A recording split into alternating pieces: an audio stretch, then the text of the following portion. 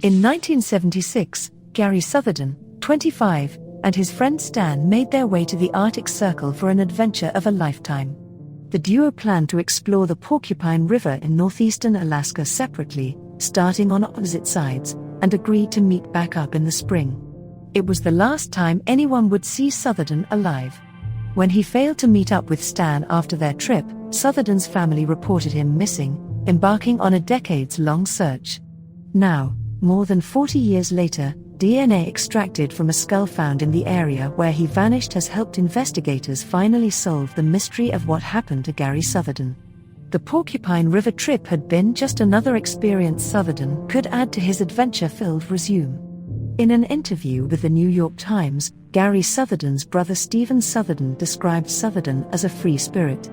He was very open, Southerden's sister Ann Bunyan told Alaskan news source. He was very accepting of people. He was easygoing, whatever happened, happened. Previously, the New York native had traveled around the United States and Canada after graduating high school. He eventually picked up a job working on the Trans-Alaska Pipeline before embarking on his next, and final, adventure. That winter, Stan, Southerden's partner on the hunting trip, ended up leaving the field early for medical reasons, and when the medical plane arrived to fly both Stan and Gary out, Southerden never showed up. Stan assumed Southerden would return after the spring season began as planned. But spring arrived, and Southerden did not return. Panicked, Southerden's family began searching for him. "I mean, we couldn't understand, we never believed that Gary would not call us," Bunyan said to Alaskan news source. "So he must have been dead." The family paid a friend of Southerden's to canoe up the Porcupine River and search for any sign of him. According to Alaskan news source, the friend found Southerden's campsite, his wallet, and his glasses, but little else. Efforts by police, aerial searches in the area, and mountain rescue team missions were all fruitless. Gary Southerden had simply disappeared. In 1997, Alaska state troopers in Fairbanks received a call from a hunter reporting the discovery of a human skull near Porcupine River. According to a Alaska Department of Public Safety press release, state troopers arrived on scene and collected the skull. Unfortunately, they were unable to locate any other remains. The skull was sent to the state medical examiner's office for testing, and while investigators were unable to identify to whom the skull belonged, they were able to determine that a bear mauling was the likely cause of death. After testing concluded, authorities made few developments in the case over the next 25 years.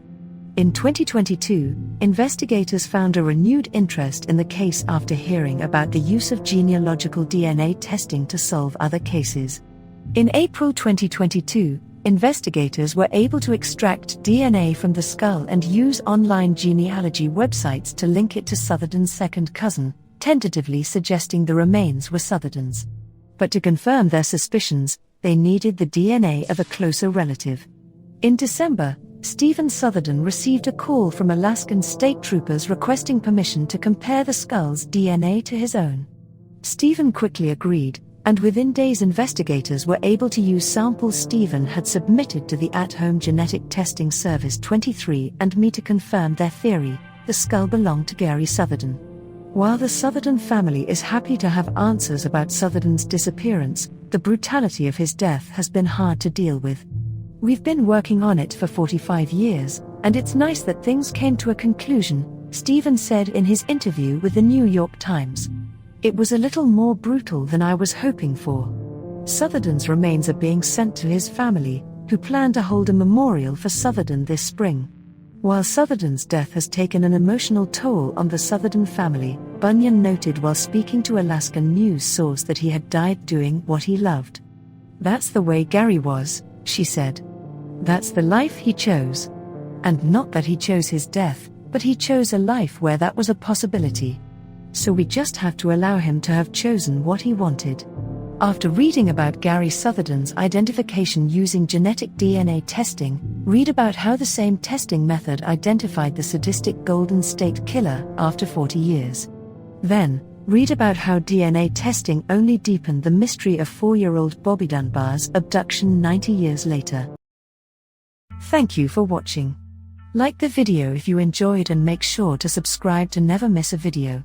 Check out our other videos for more interesting stories. Until next time.